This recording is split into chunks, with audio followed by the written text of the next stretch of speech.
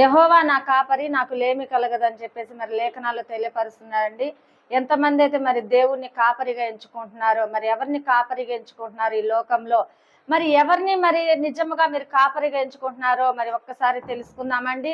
నిజంగా దేవుణ్ణి కాపరిగా ఎంచుకుంటే మన జీవితం ఎంతో బాగుంటది. మనం సంతోషకరంగా ఉంటాము, దీవించబడతాము, ఆశీర్వదించబడతాము. దేవుని చేతిలో మనము భద్రంగా ఉంటాము. మరి ఇంకా ఎవరినైనా కాపరిగా మనం ఎంచుకున్న ఎడల ఈ లోకంలో ఏమైపోతామో మనం ఒక్కసారి తెలుసుకుందామండి.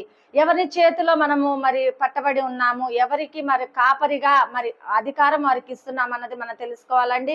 నిజముగా మరి దేవుడు మనకు కాపరిగా ఉంటే ఎన్ని మేళ్లు కలుగుతాయి అని చెప్పేసి లేఖనాలలో ఎన్నో లేఖనాల ద్వారా మరి దేవుడు మాట్లాడుతున్నాడు. కాబట్టి మీరు నిజంగా ఈ యొక్క దినమున ఎవరు కాపరిగాని మీరు కోరుకుంటున్నారు, మరి ఎవరు నీ కాపరిగా ఉండాలని చెప్పేసి మీరు ఆశపడుతున్నారని చెప్పేసి